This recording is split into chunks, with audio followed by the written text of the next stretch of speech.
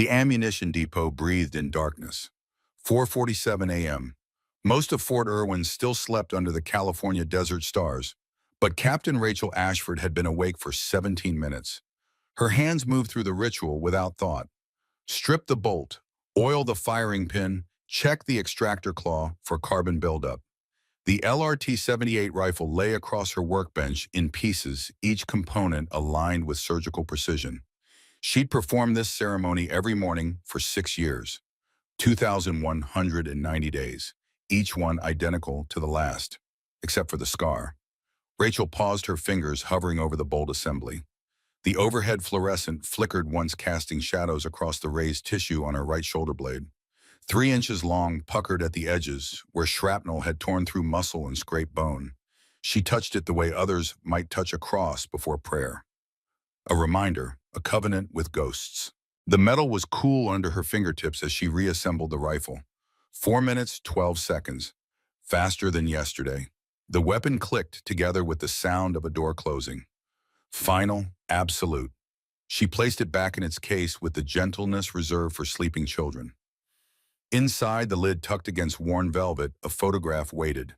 4 soldiers in desert-tan faces, young and sun-scorched, standing before a firebase wall. Dust hung in the air behind them like a curtain.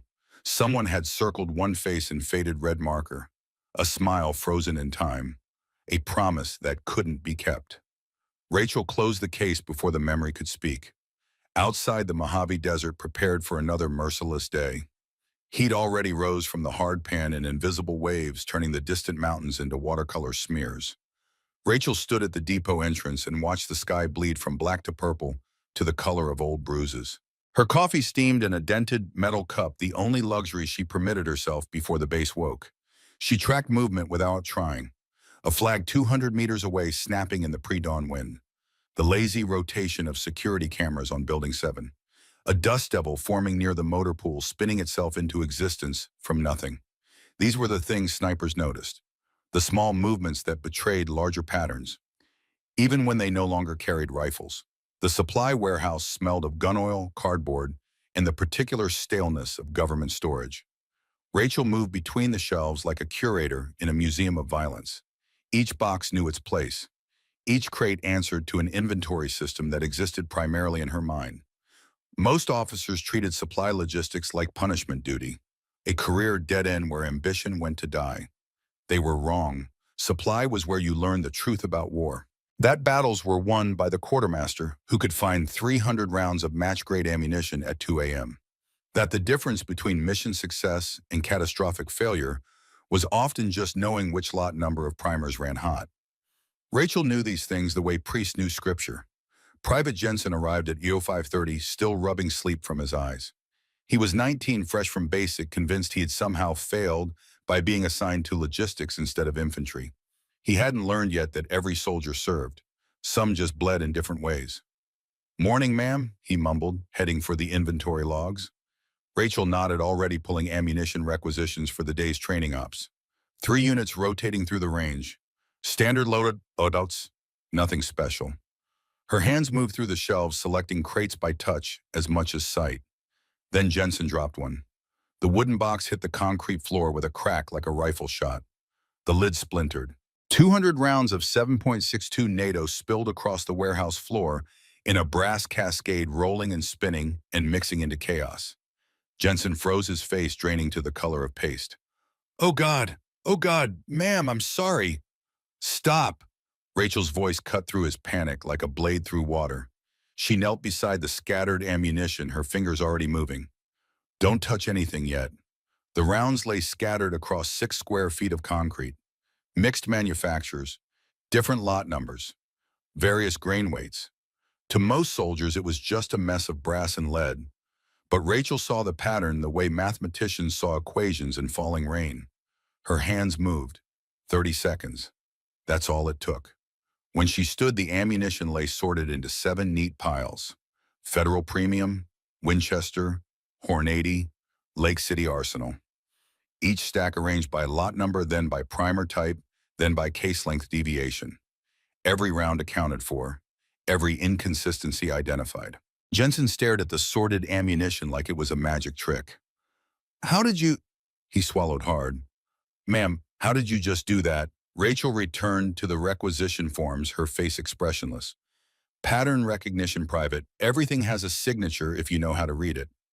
She didn't mention the 347 times she'd sorted ammunition by touch in Afghan darkness, trying to find the perfect load while mortars walked closer. She didn't mention the way her fingers could read variations in brass thickness that most soldiers couldn't see with calipers. Some skills weren't earned through practice. They were burned into your nervous system by necessity. Staff Sergeant Blake Hendricks watched the exchange from the warehouse entrance. He was old core 38 years old with the weathered face of a man who'd spent his youth in deserts. Iraq, Afghanistan, the Stan again. He'd seen things that made him quiet in ways that had nothing to do with orders. He approached Rachel's desk after Jensen left for morning formation. "Where'd you learn that, ma'am?" His voice carried genuine curiosity, not challenge. Rachel kept her eyes on the supply manifest. "The Army has excellent training programs, Sergeant." "Yeah." Hendricks leaned against the door frame, studying her. But that wasn't training. That was something else. She looked up, then meeting his gaze directly. Most officers looked away when Hendricks stared. He had the eyes of a man who'd watched friends die. But Rachel held his stare with the calm of someone who'd done more than watch. "Patterns don't lie, Sergeant," she said softly. "People do, but patterns always tell the truth." Hendricks nodded slowly, something shifting behind his expression. "Recognition, maybe? Or suspicion?" "Yes, ma'am, they do." He left without another word, but Rachel saw him glance back once at her locker. At the nameplate screwed into the metal, CPT Ashford R, standard military issue. But underneath, if you look closely, you could see where someone had removed a strip of tape. Faded adhesive residue formed letters V7. Most people never looked that closely. Rachel waited until the warehouse emptied for morning formation before she opened her locker. Inside hung a single uniform on a hanger pressed to knife-edge precision. Below it, a canvas rucksack. Standard issue. Unremarkable. She didn't open the bag. Instead, she touched the outside pocket where a leather-bound journal rested. 15 years of data, wind patterns, atmospheric pressure variations, ballistic coefficients for 300 different ammunition types, temperature corrections, Coriolis effect calculations for 17 different latitudes. The notebook of a sniper who no longer officially existed. She locked the locker and headed for the morning briefing. The operations center smelled of coffee and the particular anxiety that preceded major exercises. Officers clustered in small groups, voices pitched low, comparing rumors. Rachel slipped in through the back entrance and took a position against the rear wall. Shadow country, where she preferred to exist. At 0845, Major Derek Cunningham strode to the front of the room. He moved with the aggressive confidence of a man who'd never truly failed at anything important. 35 years old, Ranger qualified, 2 deployments, decent shooter, excellent at paperwork, better at politics. He was the kind of officer who confused ambition with competence. "Gentlemen, ladies," he nodded curtly toward the 3 female officers present. Rachel noted that she warranted neither category in his assessment. "We're here to discuss Project Phantom." The projection screen flickered to life, an overhead satellite view of the Fort Irwin test range. A single red dot marked a position in the far distance. 4,000 meters, Cunningham announced. 2.5 miles. The longest confirmed kill shot in military history sits at 3,800 meters. "We're going to break that record today." Murmurs rippled through the assembled officers. Excitement, nervousness, the particular electricity that preceded attempts at the impossible. Cunningham advanced the slide. 13 faces appeared. Rachel recognized most of them. Champions, record holders, the kind of shooters whose names appeared in training manuals. "These are our participants," Cunningham continued.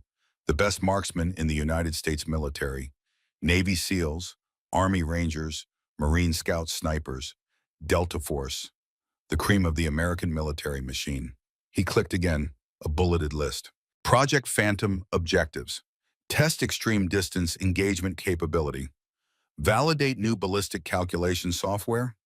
Establish training protocols for next-generation sniper systems. Determine feasibility of $80 million modernization program. $80 million in funding depends on this trial, Cunningham said. Congress wants proof that long-range precision systems are worth the investment. We give them that proof today. We show them that American shooters are the best in the world. Rachel studied the faces on the screen. Lieutenant Marcus Holloway, Navy SEAL, 2 tours in Yemen. Captain Cole Brennan, Ranger Battalion, Afghanistan veteran, with 43 confirmed kills. Master Sergeant Graham Winters, Marine Corps record holder at 100 meters. Warriors, love them. But not one had ever made a shot past 200 meters. Not in combat, not on a perfect range day with unlimited prep time. 4,000 meters in desert conditions was a different species of impossible. Cunningham advanced to the next slide. Support personnel, a short list. Logistics will handle ammunition supply, meteorological data collection, and range maintenance. I want 0 distractions for our shooters. Support staff will observe from designated areas only. His eyes swept the room and stopped on Rachel. Combat-rated personnel only on the firing line. Logistics personnel will remain in their assigned roles. This is a test of combat shooters, not supply officers.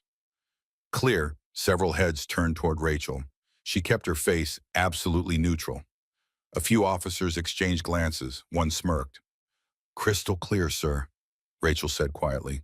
Cunningham nodded, already dismissing her from consideration. Good, we begin at 1,000 hours. Weather window is narrow. We shoot until someone hits or until the general calls it. Dismissed. The room erupted into motion.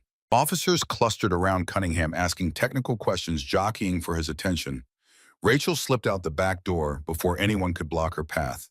In the hallway, she leaned against the concrete wall and closed her eyes. 4,000 meters. The number lived in her bones. She'd calculated it 1,000 times in the privacy of her journal, modeled every variable, worked through the ballistic equations until they became a kind of prayer. She knew exactly what the shot required. The precise angle, the wind correction, the way you had to aim at empty sky and trust mathematics to bend physics into submission. She also knew that Cunningham would never let her try. Captain Ashford, the voice came from her left, deep, graveled by age and cigarettes and the particular damage that desert air did to lungs. Colonel Thomas Blackwell stood with his hands clasped behind his back, studying her with eyes that had seen 3 wars and learned skepticism from each one. 64 years old, promoted from the ranks, the kind of officer who'd earned respect the hard way, one brutal decision at a time. He commanded the test range. Nothing happened on his ground without his approval. Sir, Rachel straightened, coming to a modified position of attention. Blackwell stepped closer, his voice dropping to a register meant for her ears alone. You were taking notes in there during the briefing. It wasn't a question. Yes, sir. Weather data, wind patterns, standard observation. Blackwell's eyes narrowed slightly. You submit those observations to Major Cunningham. I did, sir, this morning. Full atmospheric analysis, pressure gradients, thermal layer predictions. And what did the Major do with your analysis? Rachel hesitated. Blackwell waited with the patience of a man who already knew the answer but wanted to hear her say it. He discarded it, sir. Discarded? Blackwell tasted the word. Did he read it first? No, sir. Because your logistics. Yes, sir. Blackwell nodded slowly. He turned to leave, then paused. That nameplate on your locker. Standard issue. Rachel's heart skipped exactly 1 beat. Yes, sir. Interesting, because I could swear there used to be something else under it. Tape maybe, old adhesive mark. He turned back to her. You ever serve with a designation unit? Captain something with letter number call signs. The hallway suddenly felt very small. Rachel kept her breathing steady, her face calm. I've served where the Army sent me, sir. Blackwell studied her for a long moment. I knew a V7 once, long time ago. Different war, maybe. Task Force Hatchet, Kunar Province. You ever hear of them? Rachel's mind flashed to dust and gunfire and the sound of a radio crackling with desperate voices. V712 tangos, 90 seconds, you have to take the shot. She pushed the memory down. Task Force Hatchet conducted classified operations, sir. I wouldn't be at liberty to discuss them, even if I had knowledge. No, Blackwell's mouth twitched. Not quite a smile. You wouldn't be. He started walking away, his boot heels echoing on concrete. Rachel exhaled slowly. Captain, he called back without turning. Sometimes the quietest person in the room is the most dangerous. You'd do well to remember that. Yes, sir. He disappeared around the corner. Rachel waited 30 seconds before she moved, making sure her hands weren't shaking. They were, just slightly. She went back to the warehouse and threw herself into inventory. Physical work, concrete tasks, counting, checking, organizing. The kind of labor that didn't require thinking about the past, but the past followed anyway. It always did. At 0930, she carried an ammunition resupply out to Range 7, where the 13 shooters were setting up their positions. She kept her head down, moving with the invisible efficiency of a good logistics officer. Present but not noticed. Essential but easily forgotten. The shooters gathered in a cluster near the operations tent. Rachel recognized the type. Alpha males in their natural habitat, comparing equipment, trading stories, the verbal sparring that preceded physical competition. Captain Evan Stratton held court in the center, tall, handsome in the way recruitment posters preferred. He'd been a college quarterback before joining the Rangers, still moved like an athlete who expected the world to yield. Whole thing's a formality, he was saying. Command wants the data for Congress, so we give them a show. But realistically, Holloway takes it. Navy SEAL Olympic Trials qualifier. Man's a machine. Lieutenant Holloway shrugged modestly. 4,000 meters, though, that's a different game. Wind alone could shift 6 feet at that distance. Which is why you aim 6 feet off and let physics do the work, Stratton countered. He noticed Rachel approaching with the ammunition crates. Well, logistics has arrived. Hey, sweetheart, just set those down anywhere. Try not to strain yourself. Rachel placed the crates exactly where the range specifications indicated. She didn't respond, didn't acknowledge the comment, just worked. I'm serious, Stratton continued louder now, playing to his audience. You need help with those. They look heavy. Wouldn't want you to hurt yourself. Rachel straightened clipboard in hand. Sir, I need your signature confirming receipt of match-grade ammunition, lot number 2024 A7. 200 rounds is requisitioned. Stratton waved dismissively. Yeah, whatever. Sir, I need an actual signature. Regulation requires... Maybe you could fetch us some coffee while you're at it, Stratton interrupted. Long day ahead. We combat shooters need to stay sharp. Laughter rippled through the group.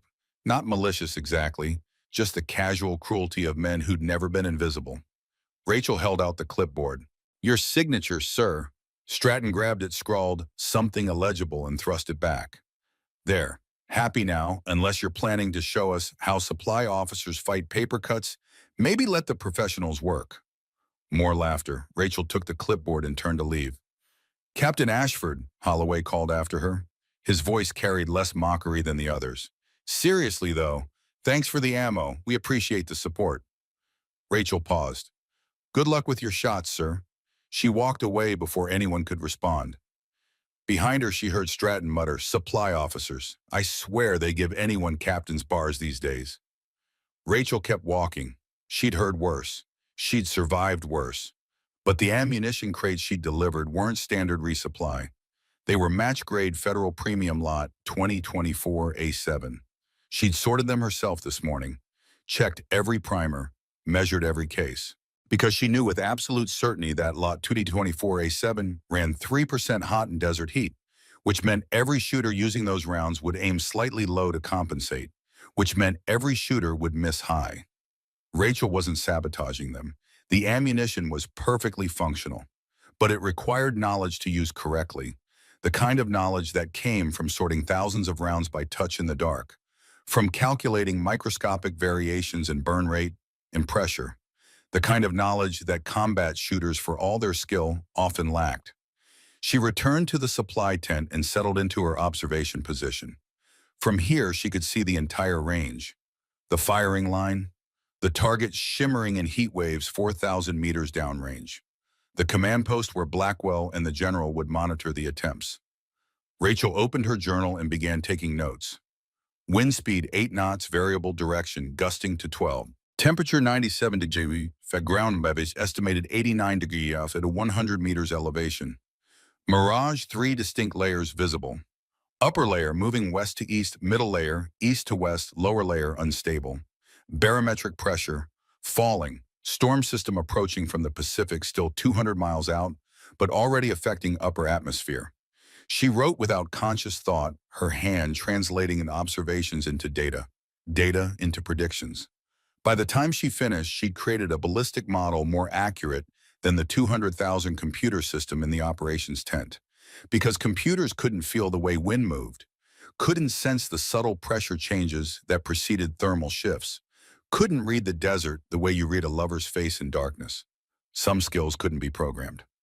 At 1,000 hours exactly, General Warren's voice boomed across the range. Gentlemen, you have your parameters, 4,000 meters to target, single-shot attempts. We rotate through all 13 shooters. Anyone who hits ends the trial. Anyone who comes within 6 inches qualifies for second-round attempts. Questions? Silence. Then let's make history. Shooter 1, take your position. Lieutenant Marcus Holloway stepped to the line. Navy SEAL, Olympic qualifier, 237 confirmed kills across 4 deployments. His custom Chaytak rifle cost more than most soldiers made in a year. He settled behind the weapon with practiced grace. His spotter, a petty officer named Davidson, called corrections in a steady murmur. Wind 8 knots left to right. Mirage shows thermal at 1,100 meters. Recommend 2.4 mils elevation, 0.6 right wind. Holloway adjusted, breathed, settled into the space between heartbeats where perfect shots lived. The rifle cracked. 4,000 meters away, dirt exploded 3 feet above the steel target. High and left. Holloway's jaw tightened. Damn. In her observation position, Rachel made a note. Shot high 36 inches left, 18 inches. Corrected for Mirage middle layer, missed upper layer deflection.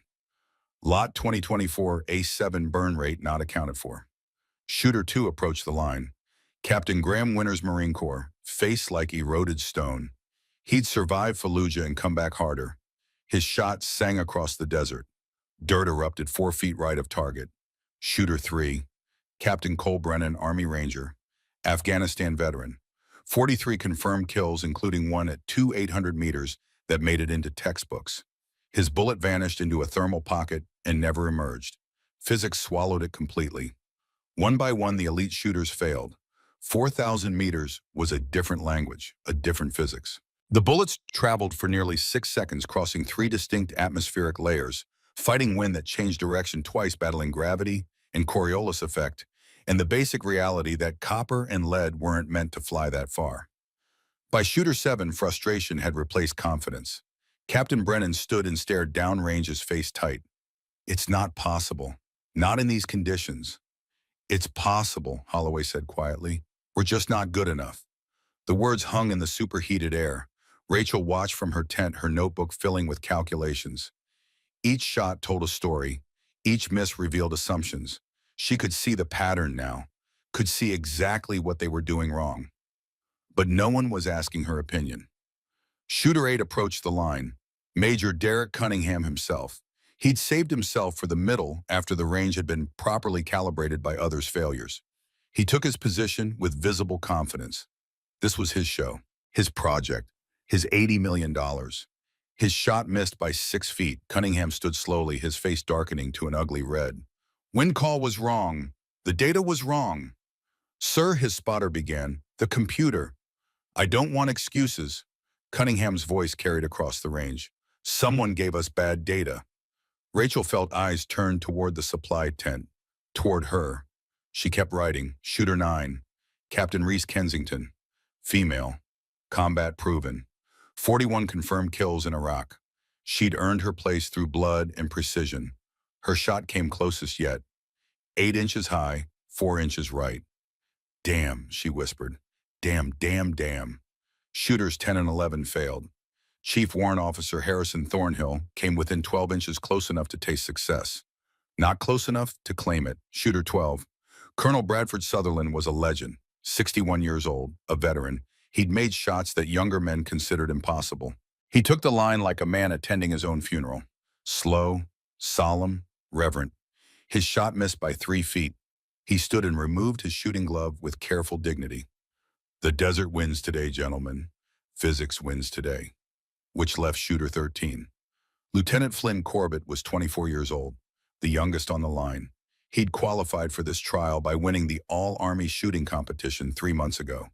His hands trembled slightly as he took position. "Relax," his spotter murmured. "Just another target." "This isn't just another target," Corbett whispered back. "This is 4,000 meters after 12 failures." He fired anyway. The shot missed by 7 feet. Corbett lowered his head to the stock and didn't move for a long moment. Silence swallowed the range, the kind of silence that followed funerals.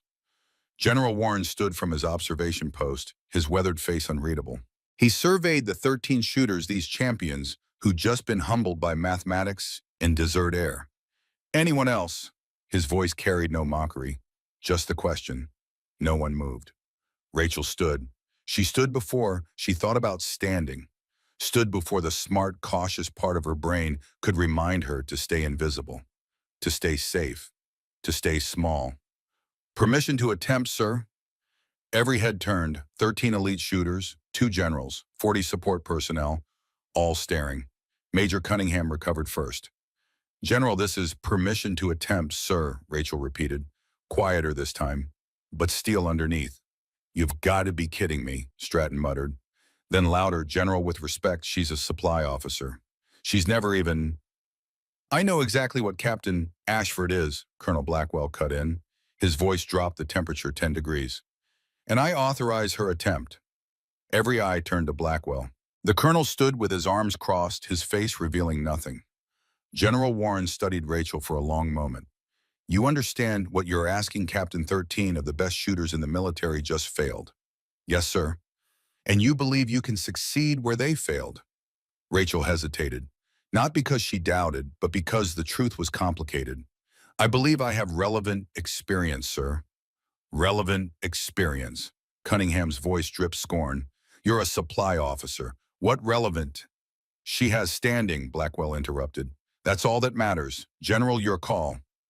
Warren considered. The desert wind hissed across empty brass casings, 13 failures gleaming in the dirt. "One shot," the general said finally. "You miss, we're done for today." "Clear. Crystal, sir." Rachel walked toward the firing line.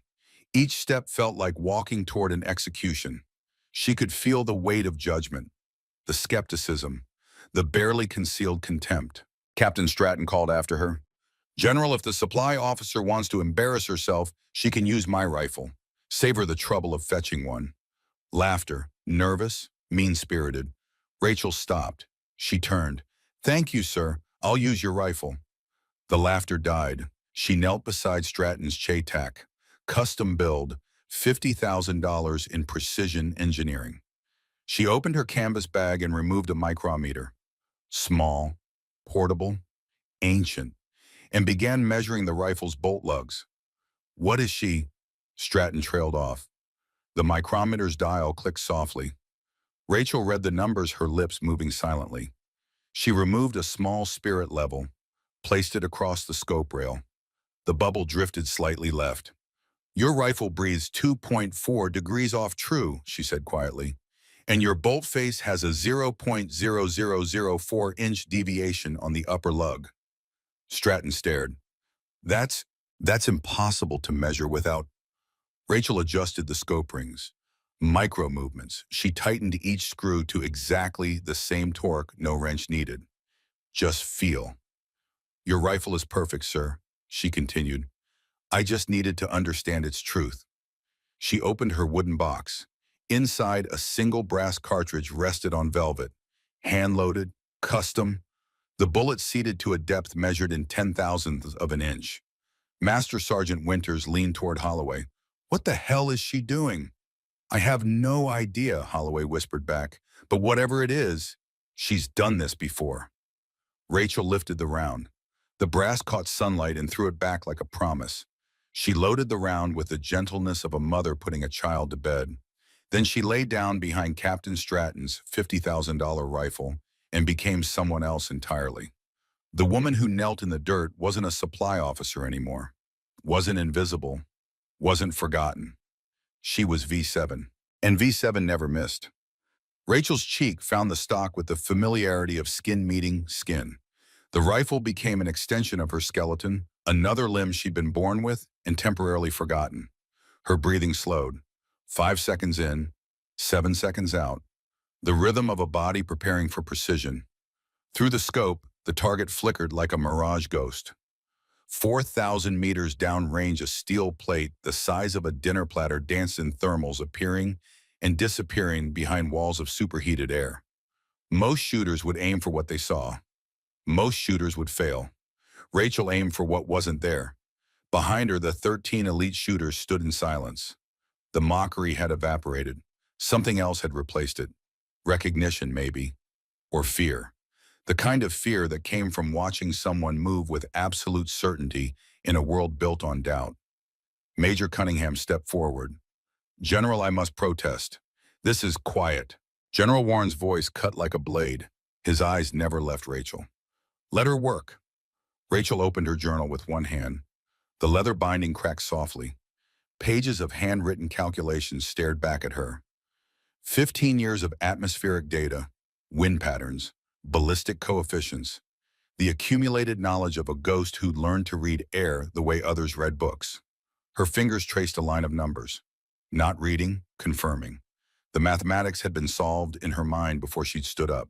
Drop 4.1 seconds of flight time, 287 inches of gravitational arc. Wind upper layer east to west at 14 knots. Middle layer west to east at 9 knots.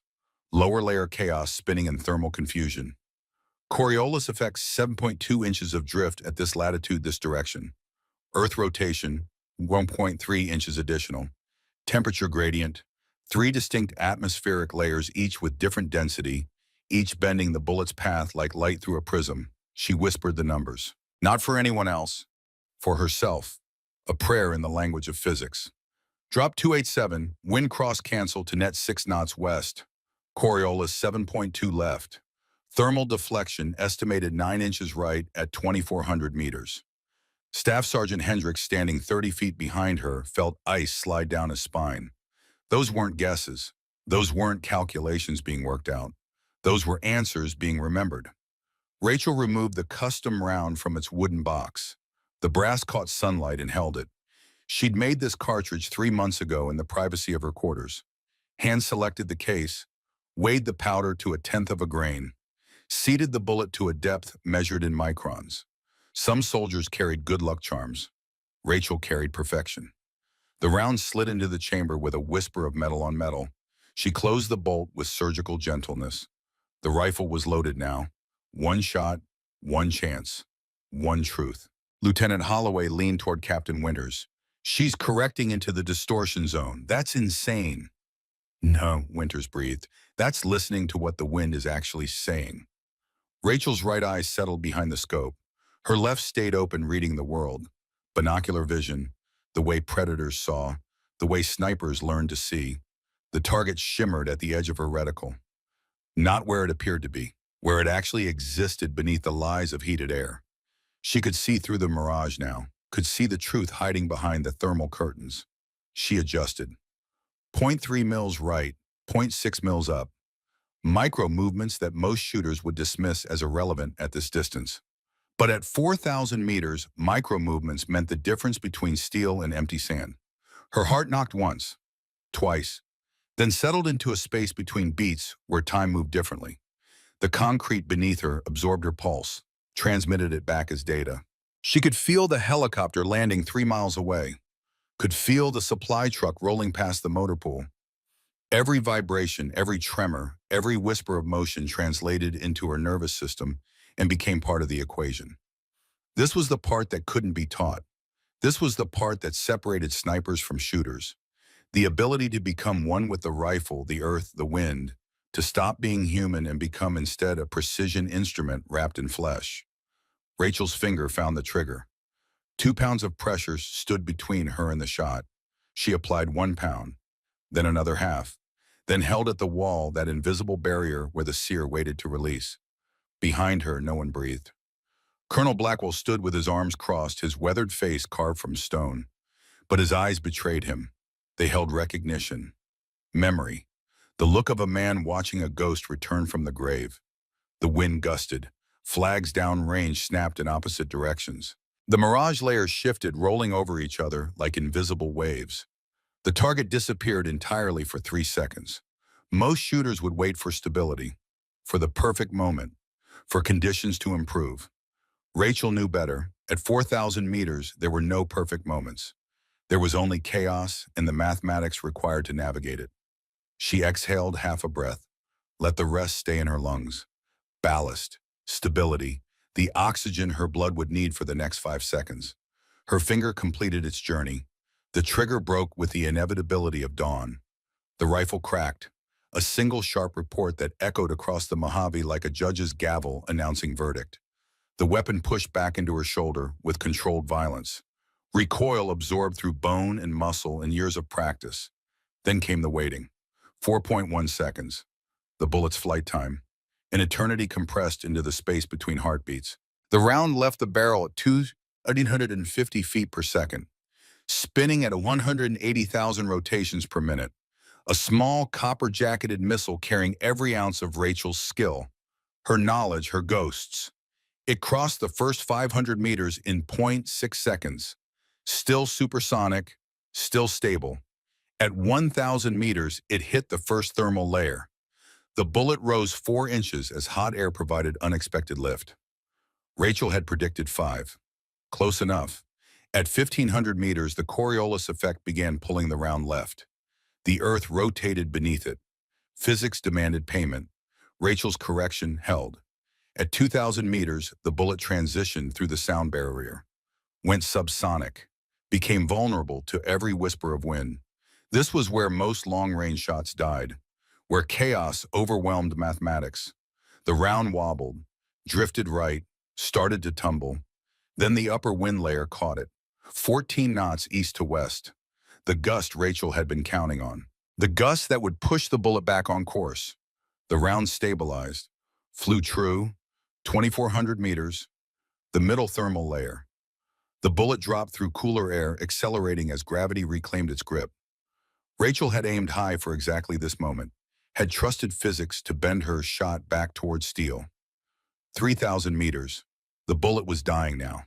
Velocity bled away by air resistance. Trajectory decaying.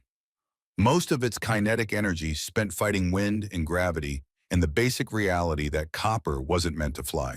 But it still carried enough. Just enough. 3,500 meters. The target grew from a speck to a possibility. The bullet curved down, now arcing toward Earth, racing gravity to see which would win. 4,000 meters. The round struck steel with a sound like a bell forged in hell. A pure, clear ting that carried across the desert and announced truth to everyone listening. Dead center.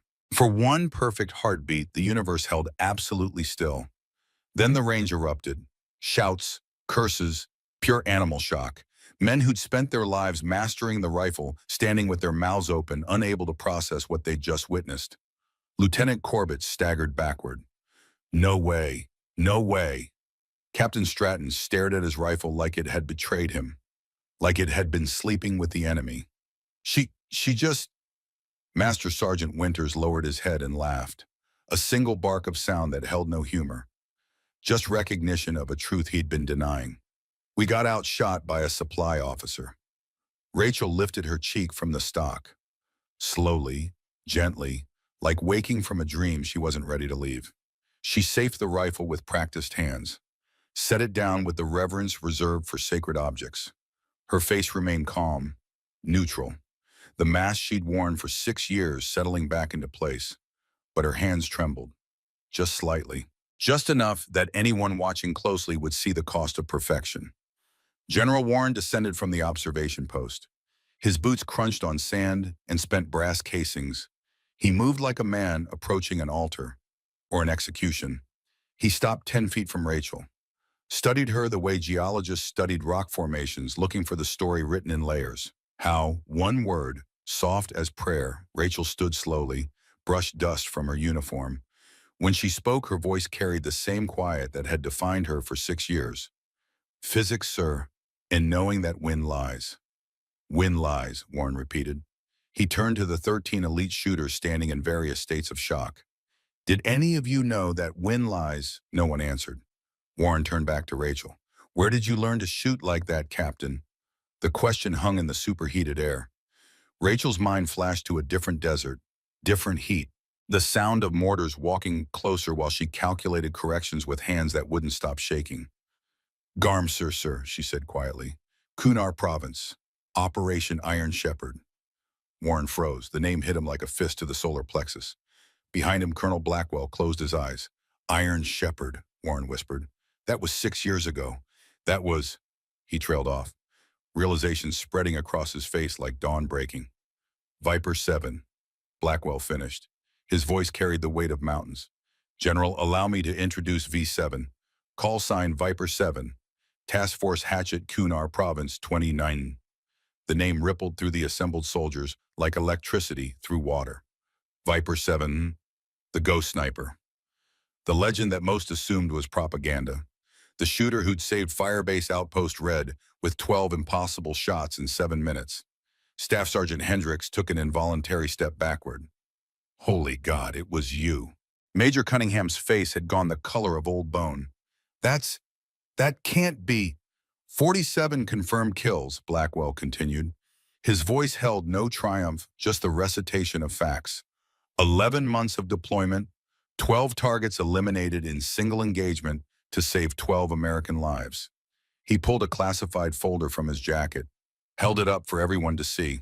The red stripe across the top marked it as compartmented information, the kind of file that ruined careers for those who read it without authorization.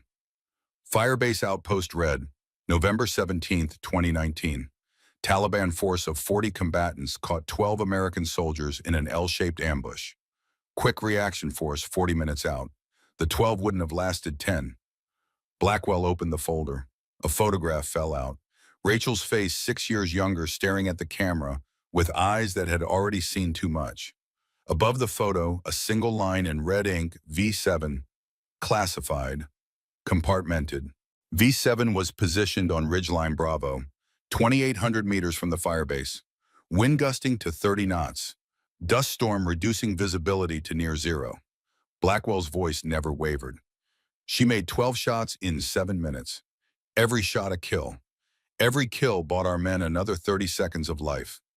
Captain Reese Kensington pressed her hand to her mouth. Her eyes shone with something between awe and grief.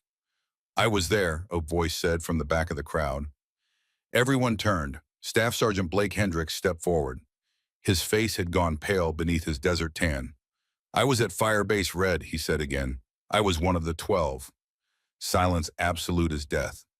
Hendricks moved toward Rachel like a man approaching a shrine. I never saw you. None of us did. We just heard the shots. Watched the hostiles drop, one after another. Perfect. Clinical. We thought it was air support at first. Predator drone, maybe. Something with technology we didn't understand. He stopped in front of Rachel. His hands trembled. You saved my life, ma'am. You saved all of us. And I never knew your name. Never knew your face. His voice cracked. I mocked you this morning. Called you supply. Made jokes. Rachel met his eyes. You didn't know, Sergeant. I should have known, Hendricks said. A soldier with your skills hiding in logistics. A shooter who can sort ammunition by touch in the dark. I should have known. Colonel Blackwell's expression hardened. There's more to the story, Sergeant. More that Captain Ashford hasn't shared. Rachel stiffened. Sir, the 12th shot, Blackwell continued relentlessly. The 12th target, RPG operator on the roof of the compound. V7 had the shot lined up. Clean angle, perfect conditions.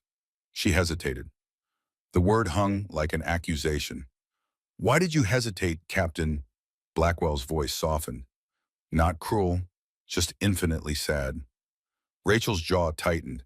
Behind her eyes, memory screamed. She was back on Ridgeline Bravo, the rifle hot against her cheek, sweat stinging her eyes. The 12th target in her crosshairs. Young, maybe 19. The RPG balanced on his shoulder like a child carrying firewood, her finger on the trigger. 2 pounds of pressure away from ending a life. And behind her a voice. Young, scared, faithful. V7, you have to take the shot. He's going to fire. V7, please. She'd hesitated. 2 seconds, maybe 3. An eternity in combat time. Then she'd fired. But the RPG operator had fired first. The rocket screamed toward the fire base in a streak of white smoke. Rachel's bullet arrived a fraction of a second later. The hostile was dropped, dead before he hit the roof. But the rocket flew true, and behind Rachel someone screamed. She'd turned, seen the young soldier who'd been spotting for her, seen him lying in the rocks with blood spreading across his chest, shrapnel from the RPG's detonation blown back across impossible distance, seen him dying because she'd hesitated. Present day, the Mojave Desert. Rachel's hands curled into fists. His name was Private First Class Daniel Blackwell, she said quietly. He was 22 years old. He'd been in country for 6 weeks. He was my spotter. She looked at Colonel Blackwell, saw the pain written in the lines of his face. He was your nephew, sir. The words fell like stones into still water. Colonel Blackwell nodded once. Sharp. Military. My sister's boy, enlisted against our wishes, wanted to serve, wanted to matter. He saved 11 men, Rachel continued, her voice steady despite the tears threatening behind her eyes. He made me take the shots when I wanted to hesitate. He kept calling corrections, even when the mortars were landing close. He was braver than any soldier I've ever known. And you got him killed, someone muttered. Lieutenant Corbett, standing at the edge of the crowd, his voice carried no malice, just the statement of a fact that everyone was thinking. Rachel turned to face him. Yes, I did. No. Blackwell's voice cracked like thunder. I got him killed. I approved his deployment. I signed the orders that sent him to Kunar province. I put him on that ridge. He stepped closer to Rachel. His eyes were wet. Daniel wrote me a letter 3 days before he died. Want to know what he said? Rachel couldn't speak, could only shake her head. He said he was spotting for the best shooter he'd ever seen. Said you made shots that shouldn't be possible. Said you treated him like a partner, not a burden.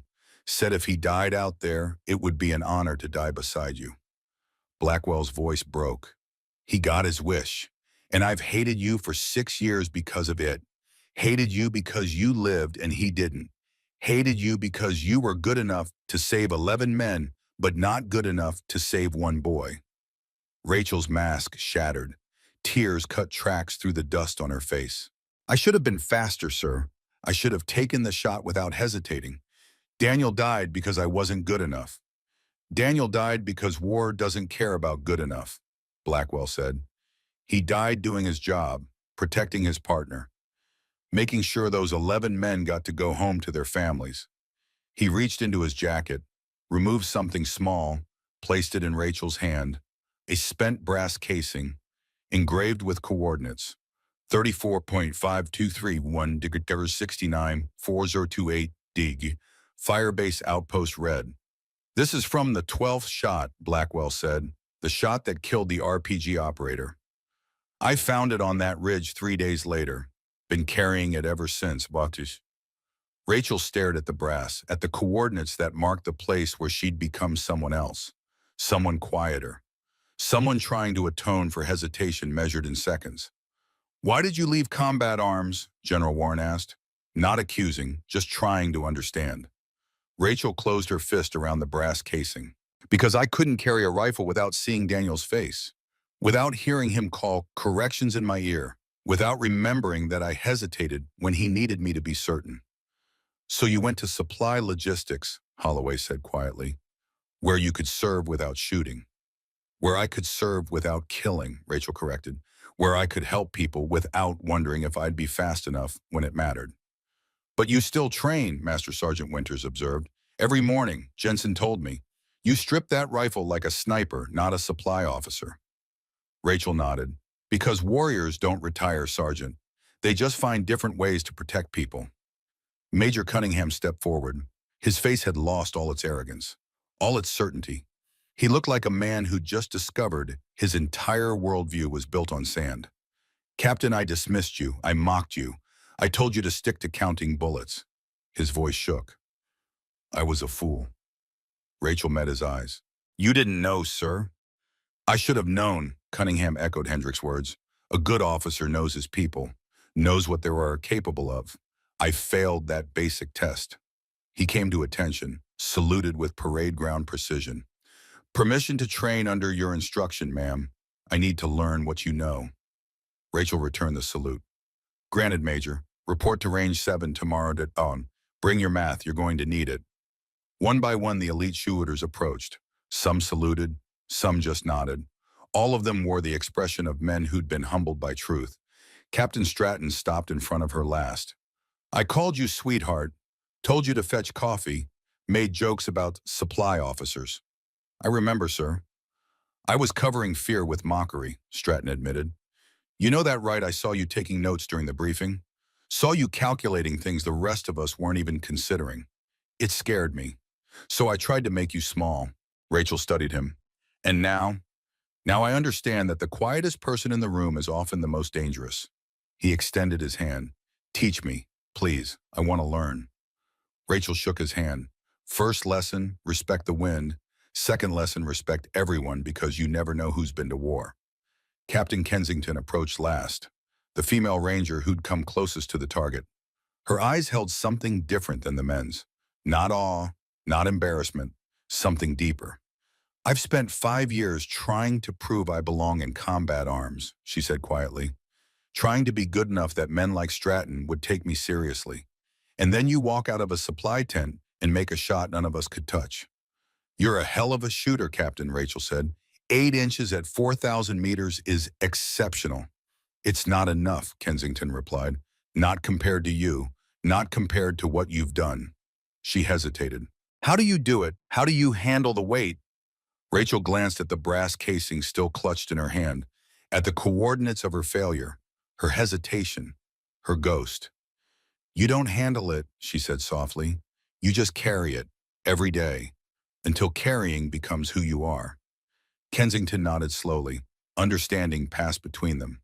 The understanding of warriors who'd seen the cost of combat up close. General Warren cleared his throat. Captain Ashford, walk with me. Rachel followed him away from the crowd. They walked in silence toward the operations tent. Warren's boots crunched on gravel with the rhythm of a man who'd marched through decades of war. Inside the tent, the temperature dropped 20 degrees. Warren gestured to a chair. Rachel sat. He opened a footlocker, removed a cedar box, set it on the table between them with careful reverence. This program, Warren began, was about to be canceled. $80 million Congress was ready to redirect elsewhere, because we couldn't prove that extreme distance engagements were feasible in combat conditions. He opened the cedar box. Inside, a silver star rested on blue velvet. Not a Medal of Honor, not a Bronze Star, something else. Something that didn't officially exist. Phantom commendation, Warren explained, for actions that can't be publicly acknowledged, for soldiers who serve in shadows. He lifted the star, turned it in the light. You saved this program today, Captain. You proved that American shooters can do the impossible. You gave me the data I need to convince Congress. I just made a shot, sir. You made history, Warren corrected. 4,000 meters in desert conditions. It'll never be publicly acknowledged. Your name will never appear in the record books. But everyone on that range today knows the truth. He pressed the star into her palm. The metal was heavier than she expected, cold despite the desert heat. That star belongs to Daniel, Rachel said. He's the one who kept me on target. Daniel got his star, Warren replied. Posthumous Bronze Star with valor. His family has it. This one is yours. Rachel closed her fingers around the medal. What do you want from me, General? Warren slid a thick folder across the table. Shadow Wolf program, new sniper doctrine, 5 recruits, best scores in their classes, all volunteers, all hungry to learn. Rachel opened the folder. 5 faces stared back, young, bright-eyed, untested, the way Daniel had been. You want me to train them? I want you to command them, Warren corrected. Build the next generation of precision shooters. Teach them what you know. Make them as good as you are. Rachel studied the faces. They don't know the cost yet. That's why it has to be you, Warren said. You know the cost. You paid it. You'll make sure they understand what they're signing up for before they pull triggers that can't be unpulled. One face in the folder caught Rachel's attention. Female, 23 years old, dark hair, familiar eyes. Private First Class Sarah Blackwell, she read aloud, then stopped. Warren nodded. Daniel's younger sister, enlisted 6 months after he died, wants to honor his memory, wants to be like her big brother. Rachel's throat tightened. Does she know? She knows Daniel died on a ridge in Kunar province. She knows he was a spotter.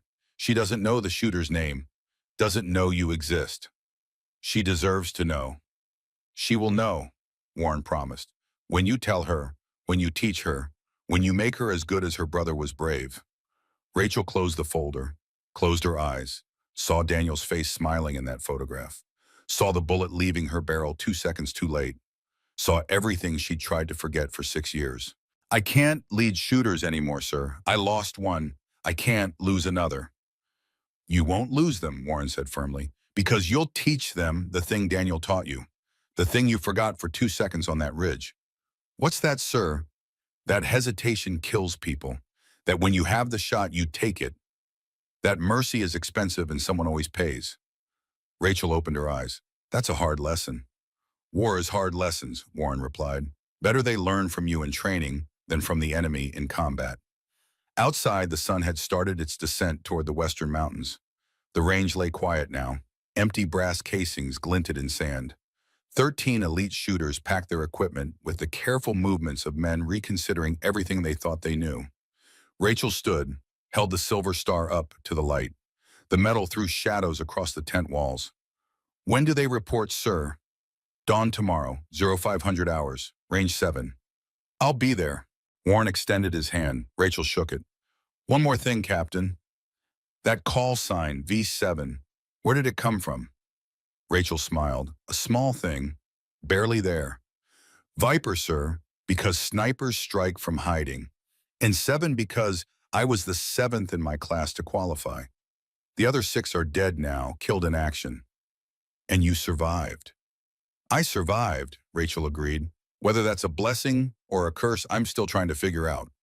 She walked out of the tent into the cooling desert evening. The mountains had turned purple in the fading light. Somewhere out there, 4,000 meters away, a steel target bore the mark of her bullet, proof that ghosts could still shoot. Colonel Blackwell waited outside. He stood alone staring at the ridgeline where the sun disappeared. Sir, Rachel said softly. He turned. In the golden light, she could see Daniel in his face. The same bone structure, the same eyes. I wanted to hate you, Blackwell said. For 6 years, I wanted to hate you for surviving when he didn't. You have every right to hate me, sir. No, Blackwell corrected. I don't, because Daniel wouldn't want that. He'd want me to see what I saw today. A soldier who paid the cost and kept serving, who took her ghosts and carried them instead of running. He reached into his pocket, removed a photograph, handed it to Rachel. Daniel Blackwell, at age 12, grinning at the camera, holding a .22 rifle, standing beside a younger girl with dark hair and his same eyes. Sarah. Teach her, Blackwell said. Teach her everything. Make her good enough that when the bullets fly, she doesn't hesitate. Make her good enough that some other spotter doesn't have to die because the shooter froze. Rachel took the photograph, studied the 2 young faces, brother and sister, before war, before loss, before the world taught them the cost of hesitation. I'll make her the best, sir. I know you will, V7. Blackwell saluted. Sharp, perfect. The salute reserved for warriors who'd earned it in blood. I know you will. Rachel returned the salute, turned toward the barracks, toward the future that waited in a folder of 5 faces. Behind her, the desert swallowed the last light. The range fell into darkness, but somewhere in that darkness, brass casings waited to tell their stories. 13 elite failures, 1 impossible success, and a ghost who'd learned to shoot again. The memorial wall stood at the eastern edge of Fort Irwin, where the desert met the sky in a line so sharp it could cut. Granite slabs rose from the hard pan like broken teeth, each one carved with names of soldiers who'd left for war and returned in boxes draped with flags. Rachel approached as the last light bled from the western mountains.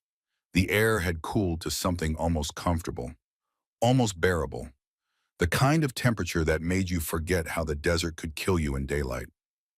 Her boots crunched on gravel, each step deliberate, each step bringing her closer to names she'd spent 6 years trying not to read.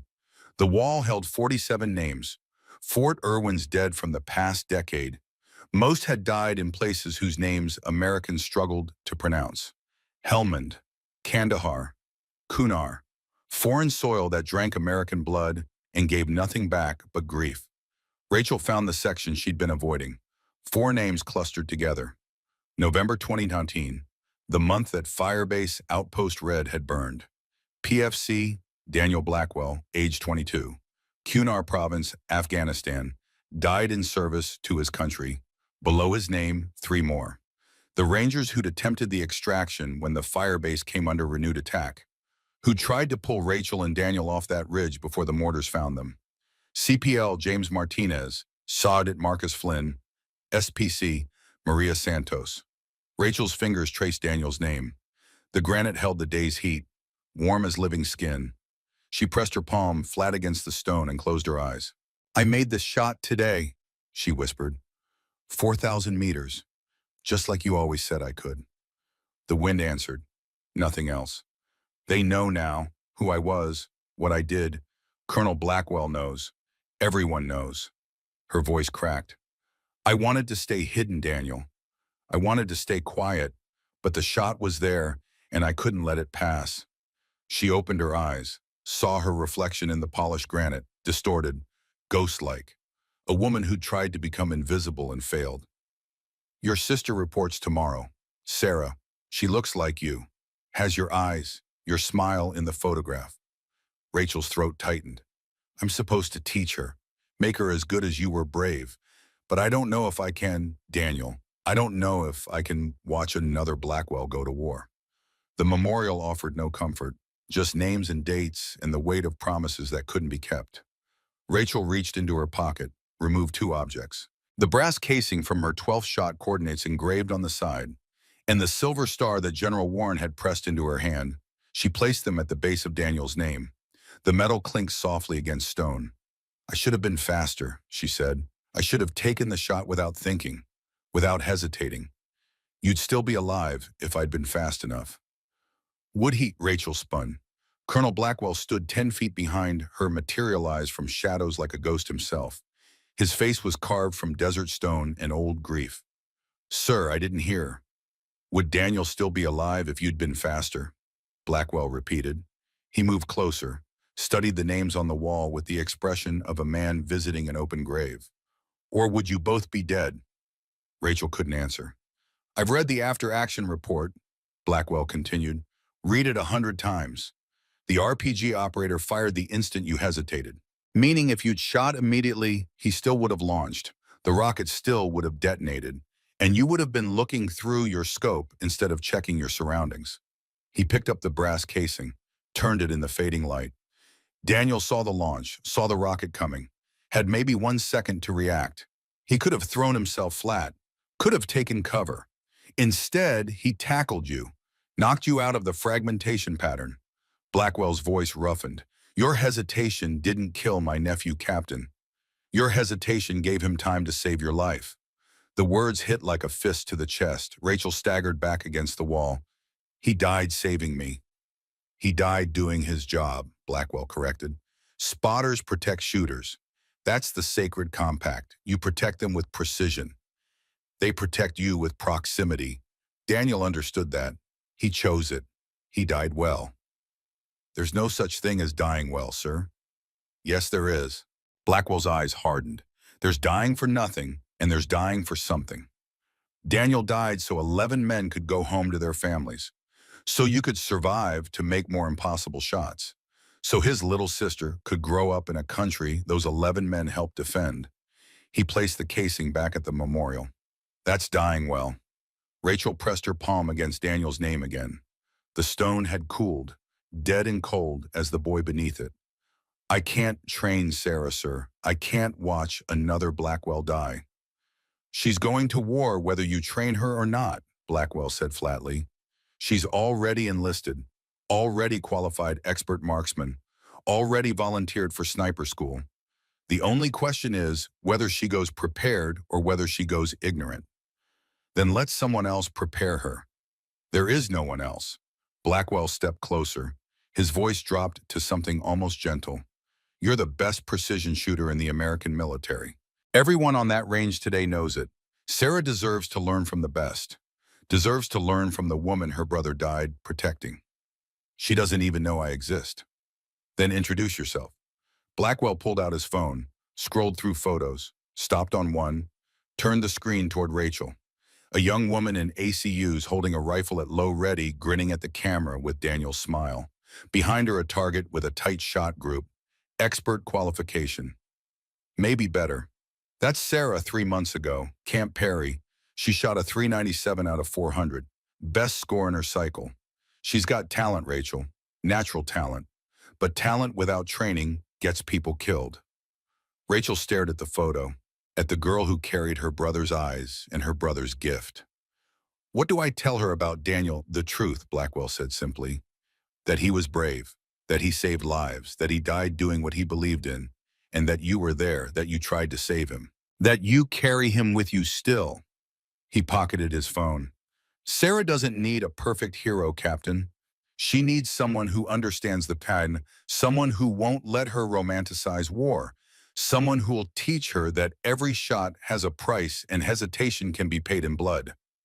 Rachel closed her eyes, saw Daniel's face, saw the moment he'd turned toward the incoming rocket, saw him launch himself toward her with the certain knowledge that he was choosing death to give her life.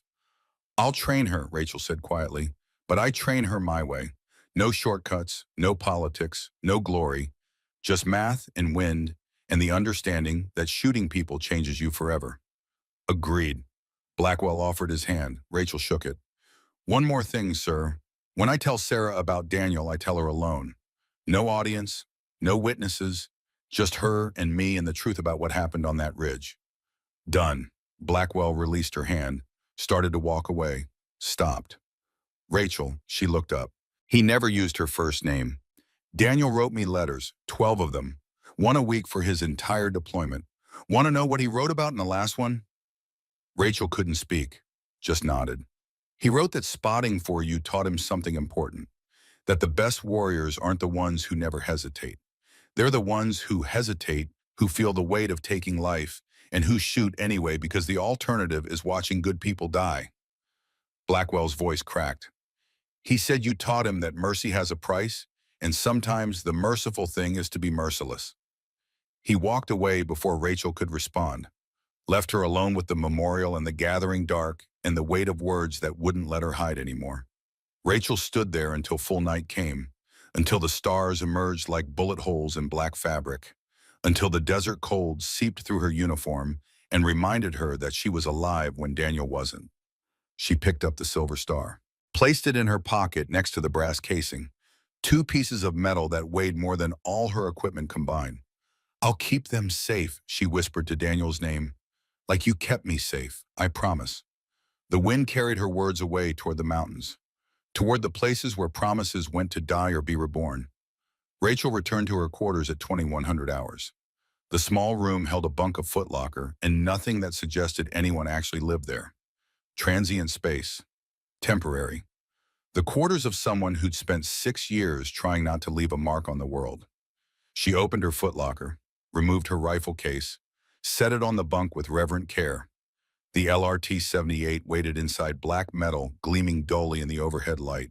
She'd carried this weapon through 11 months of Afghanistan, through 47 confirmed kills, through the shot that came 2 seconds too late. Rachel stripped the rifle, cleaned every component with ritualistic precision. Not because it needed cleaning, because the ritual kept her hands busy and her mind focused on something other than tomorrow. At 2300 hours, someone knocked on her door. 3 precise raps, military courtesy. Rachel opened it. Major Derek Cunningham stood at attention in the hallway, eyes forward, posture, parade ground perfect. Sir, Rachel said, permission to speak freely, Captain. Granted. Cunningham's shoulders sagged slightly. The arrogance that had defined him 12 hours ago had evaporated. Left behind was just a man trying to understand how badly he'd failed. I wanted to apologize properly, he said. Not in front of the others, not for show, just you and me and the truth. Rachel stepped aside. Come in, sir. Cunningham entered, stood awkwardly in the small space like a man who'd never learned how to be uncomfortable. I dismissed you because you threatened me, he began. I saw you taking notes in the briefing, saw you calculating things I couldn't see. And instead of asking what you knew, I tried to make you small, tried to keep you in a box labeled logistics so I wouldn't have to confront the possibility that you might be better than me. You're a good shooter, sir, Rachel said. Your fundamentals are solid. My fundamentals are adequate, Cunningham corrected. Yours are transcendent. There's a difference. He met her eyes. I've spent my career believing that combat experience plus training equals mastery. Today you showed me there's a third element, something that can't be taught or earned, something you either have or you don't. And what's that, sir? The ability to see truth through chaos, to read patterns in randomness, to know which rules can be broken and which are absolute. Cunningham shook his head. I thought mastery was about following the formula perfectly. You showed me that real mastery is knowing when to abandon the formula entirely. Rachel reassembled her rifle, hands moving without thought. The formula works 99% of the time, sir. I just happen to specialize in the 1% where it doesn't. Teach me. Cunningham's voice held no pride, just naked need. Teach me to see what you see. I don't care if it takes years. I don't care if I never get as good as you. I just want to understand how you think. Rachel locked the bolt into place. You want to learn to shoot like V7? I want to learn to think like them, Cunningham corrected. The shooting is just the visible part. The thinking is what matters. Rachel considered. Range 7, tomorrow, Oro 500, bring coffee and your math textbooks. We're going to rebuild your understanding of ballistics from the ground up. Thank you, ma'am. Cunningham moved toward the door, paused. One more thing. That ammunition I used today, Lot 2024 A7, it ran hot, didn't it? 3% above standard burn rate. Rachel's hands stilled on the rifle. Yes, sir. You knew that when you delivered it. Yes, sir. You let us fail. Not accusatory, just stating fact. Rachel met his eyes. I let you fail using ammunition that required knowledge to master. The same way I failed for 6 years because I lacked the knowledge to shoot 2 seconds faster. Failure teaches major. Success just confirms what you already believe. Cunningham nodded slowly. Thank you for the lesson, ma'am, even if it was humiliating. Humiliation fades, sir. Knowledge doesn't. He left. Rachel finished cleaning her rifle, packed it carefully. Tomorrow she'd need it to demonstrate principles that most shooters spent careers failing to understand. At 0200 hours unable to sleep, Rachel dressed in PT gear and ran. 5 miles through the desert night. The stars provided enough light to see by. The cold air burned her lungs clean. She ran past the memorial wall, past Daniel's name glowing faintly in starlight, past the promises she'd made to the dead. By 0430, she was back in her quarters, showered, dressed, ready. She stood before the mirror and studied the woman reflected there. 34 years old, fit, competent, carrying ghosts that would never fully rest. Viper 7, she said to her reflection. V7. Time to stop hiding. At Bow 4445, she gathered her equipment. Rifle case, range bag, the leather journal containing 15 years of accumulated knowledge, the wooden box with 12 custom rounds remaining, and the photograph of Daniel and Sarah, brother and sister. Before war stole one and transformed the other into someone hunting her brother's ghost. Rachel walked through the pre-dawn darkness toward Range 7. The eastern sky had started its transformation from black to gray. Soon the sun would rise. Soon 5 recruits would report expecting standard training. They'd get something else entirely. Range 7 sat isolated from the main complex, a single firing position overlooking a valley that stretched toward mountains 20 miles distant. Targets at every interval. 500 meters, 1,000, 1,500, 2,000, all the way out to the 4,000-meter steel plate that now bore her mark. Rachel set up her equipment with methodical precision. Spotting scope on tripod, ballistic calculator, wind meters at 3 heights, thermometer, barometer, humidity gauge. Tools of a trade that demanded perfection or delivered death. At 0455, boots crunched on gravel, Rachel turned. 5 soldiers approached in a tight formation. Young, fit, moving with the careful confidence of recruits who'd excelled in initial training but hadn't yet learned what real shooting demanded. They stopped 10 feet away, came to attention simultaneously. 4 men, 1 woman. The woman stood second from the left, dark hair pulled into a tight bun, dark eyes that held determination and something else. Grief, maybe, or hunger. The same look Daniel had carried when he'd volunteered for deployment, despite his family's objections. Sarah Blackwell had her brother's face, had his intensity, had the same way of standing like she was ready to sprint toward danger at a moment's notice.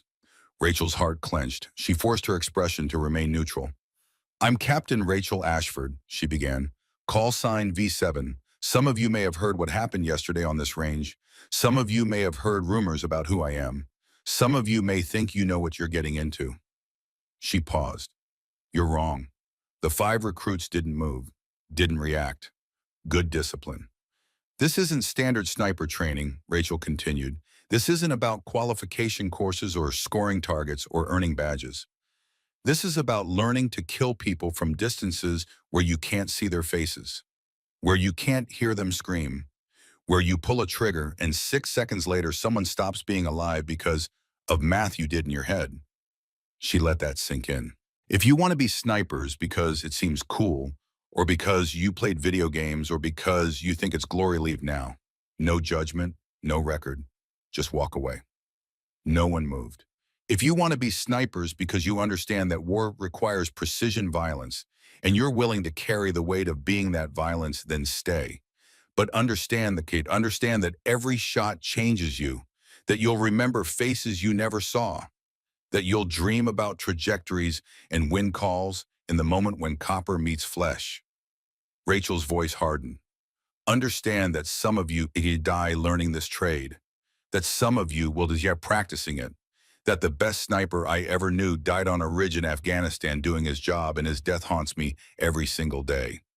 She saw Sarah flinch, saw recognition flash across her face. "But if you stay, if you commit, I'll teach you everything I know. I'll make you the best precision shooters in the American military. I'll give you skills that will save American lives and end enemy lives and keep you alive when the world turns into K and bullets." Rachel gestured to the range behind her. "So choose, stay or go, but choose now, because once we start, I don't accept quitters." The 5 recruits stood frozen, wrestling with decisions that would define their lives. Then Private First Class Sarah Blackwell took one step forward. "I'm staying, ma'am." Her voice carried Daniel's certainty, Daniel's faith, Daniel's absolute conviction that the hard path was the right path. The other 4 recruits stepped forward as one. "Outstanding," Rachel said. "Then let's begin. Lesson 1, everything you think you know about shooting is wrong. Lesson 2, I'm going to teach you why. Lesson 3, the wind always lies, and learning to hear the truth through the lies is what separates snipers from corpses." She turned toward the range, toward the 4,000-meter target that waited like a promise or a threat. "Form a line behind me. Watch everything. Question nothing until I'm done. Then we'll discuss why what you just saw shouldn't be possible but is." The 5 recruits arranged themselves. Sarah ended up directly behind Rachel, close enough that Rachel could hear her breathing. Fast, excited, nervous. Rachel loaded her rifle, the same custom round that had conquered 4,000 meters yesterday. She settled into position with the ease of coming home. Through the scope, the target flickered into view. Distant, impossible, waiting. "The first thing you need to understand," Rachel said, without looking away from the scope, "is that shooting at extreme distance isn't about the rifle. It's not about the bullet. It's not even about your skill." She adjusted her position. "It's about accepting that you're trying to violate physics, and physics doesn't negotiate. You either master every variable or physics masters you." Her breathing slowed. "The second thing you need to understand is that every shot has consequences, not just for the target, for you, for everyone depending on you, for people you'll never meet whose lives pivot on whether your bullet flies true or false." She found the trigger. "The third thing you need to understand is that hesitation kills. When you have the shot, when the mathematics align and the wind speaks truth and the target presents itself, you take it. You don't think. You don't debate. You don't question. You shoot." Rachel's finger completed its journey. The rifle cracked. 4.1 seconds later, the distant steel rang with the sound of inevitability. And that, Rachel said, lifting her cheek from the stock, is lesson 4. Some shots are impossible until they're not. She stood, turned to face the 5 stunned recruits. Questions? Sarah raised her hand. Rachel nodded. Ma'am, how do you know when to shoot versus when to hesitate? The question hung in the air like smoke from a discharged round. Rachel studied the young woman who carried her dead spotter's face, who stood on the edge of inheriting his trade and his risks. You never truly know, Rachel said quietly. You calculate, you prepare, you train until the mechanics become instinct. But in the moment when the shot matters, you're always guessing, always hoping the variables you can't measure won't kill someone you're trying to save. She stepped closer to Sarah. You want to know the truth about hesitation, Private? Here it is. Hesitation means you're human, means you understand that killing is serious, that death is permanent, that every trigger pull echoes forever. Rachel's voice dropped. The shooters you need to fear aren't the ones who hesitate. They're the ones who don't, who pull triggers like flipping switches, who forget that targets used to be people. Ooh, Sarah's eyes glistened. My brother was a spotter, ma'am. He died in Afghanistan, Kunar province. I want to honor his memory by being as brave as he was. Rachel's heart stopped, started again, beat too fast. What was your brother's name, Private? Daniel, ma'am. Private First Class Daniel Blackwell. The 5 recruits went absolutely still. They had heard the name yesterday, knew its weight. Rachel reached into her pocket, removed the photograph Colonel Blackwell had given her. The image of Daniel and Sarah before war, before death, before grief became the thing that defined them. She held it out. Your brother gave me this 6 years ago on a ridge overlooking Firebase Outpost Red. Sarah took the photo with trembling hands. You knew Daniel. I was his shooter, Rachel said simply. He was my spotter. We worked together for 11 months. He was the best partner I ever had, the bravest soldier I ever knew. And he died saving my life when I hesitated on a shot I should have taken immediately. Tears cut tracks down Sarah's face. The other recruits shifted uncomfortably. This wasn't standard training. This was something raw and real and painful. Tell me, Sarah whispered. Tell me what happened. Uncle Thomas won't talk about it. Won't tell me how Daniel really died. Just says he died doing his duty. But I need to know. I need to understand. Rachel gestured to the bench beside the firing line. Sit. Sarah sat. Rachel sat beside her. The other 4 recruits maintained respectful distance, and Rachel told the story. She told it without mercy, without softening, without trying to make Daniel's death heroic or beautiful, or anything other than what it was: a young man choosing to die so his partner could live. She described the ambush, the 12 desperate shots, the hesitation on the 12th target, the RPG launch, Daniel's decision to tackle her instead of taking cover, the shrapnel, the blood, the way his last words had been corrections for a wind shift he'd noticed it even as he was dying. He saved 11 men that day, Rachel finished, but he also saved me. And I've spent 6 years trying to figure out if I deserved it, if I was worth the price he paid. Sarah wiped her eyes. Did you love him? The question startled Rachel. What, my brother? Did you love him? Sarah's voice held no accusation, just need. Because he wrote about you in his letters, called you V7, said you were the most dangerous person he'd ever met and also the most careful. Said spotting for you taught him what precision really meant. Said if he died, he hoped it would be beside you because then at least his death would matter. Rachel's throat closed. She couldn't speak. So I'm asking, Sarah continued, did you love him? Not romantically, just, did you care about him the way he cared about you? Rachel nodded, once, sharp, absolute. He was my brother in every way that matters, Sarah, and losing him broke something in me that never fully healed. Good, Sarah said fiercely, good, because I don't want a teacher who sees Daniel as a statistic. I want a teacher who understands what I lost, what our family lost, what the world lost when he died. She stood, came to attention. Ma'am, I request permission to train under your command, to learn what Daniel learned, to become the shooter he helped create, to honor his memory by being as good at shooting as he was at spotting. Rachel stood as well, granted private. But understand this, I will be harder on you than anyone else. I will demand more, accept less, push you until you break or become unbreakable. Because you're a Blackwell, and Blackwells don't get to be mediocre. Not on my watch. Yes, ma'am. Sarah's voice didn't waver. I wouldn't want it any other way.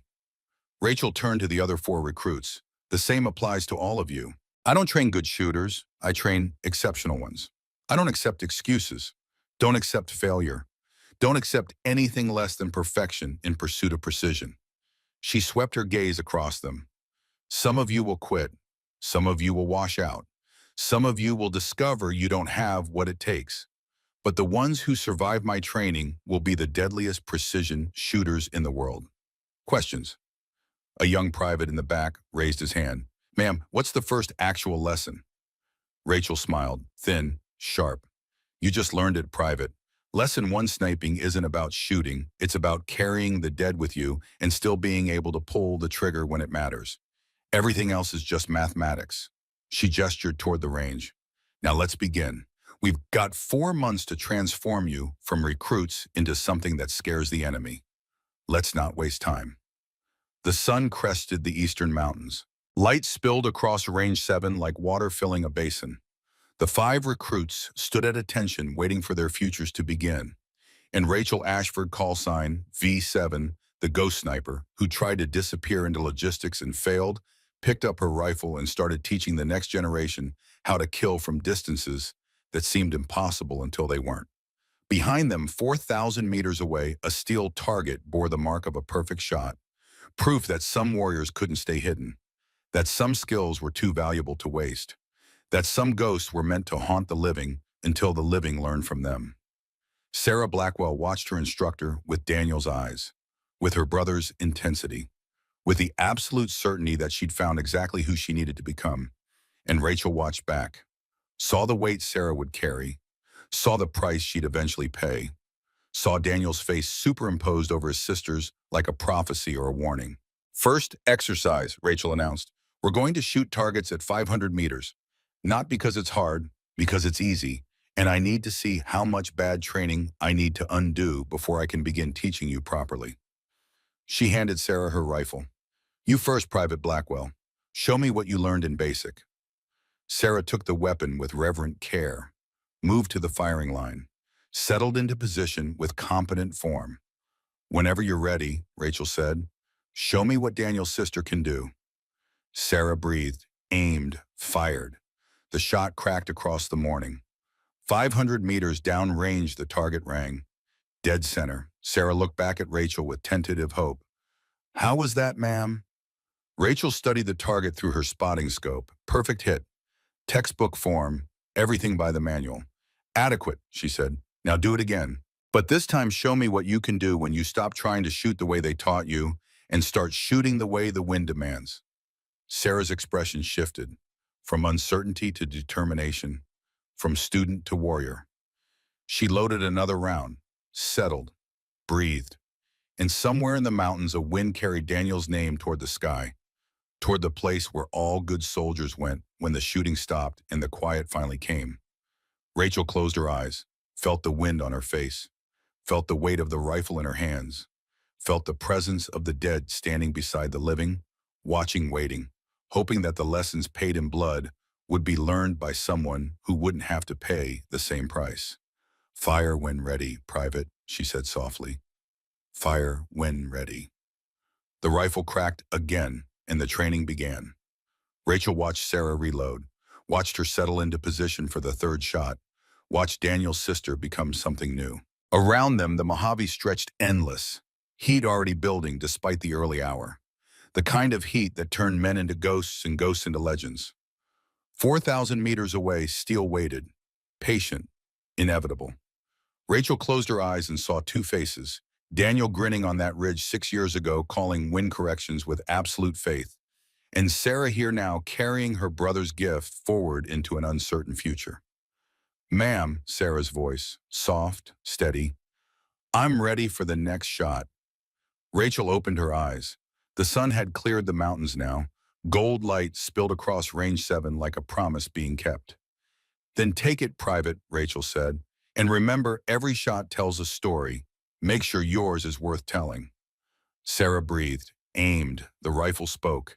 Downrange steel sang its answer. Rachel picked up her journal, opened to a blank page, wrote the date, November 18th, 2020, 6 years in 1 day since Firebase Outpost Red. Below it, she wrote Day 1, Sarah Blackwell, natural talent, Daniel's eyes, his courage. She'll be better than both of us. She closed the journal, tucked it under her arm, turned toward the 4 other recruits waiting their turn. Next shooter, she called. Let's see what you've got.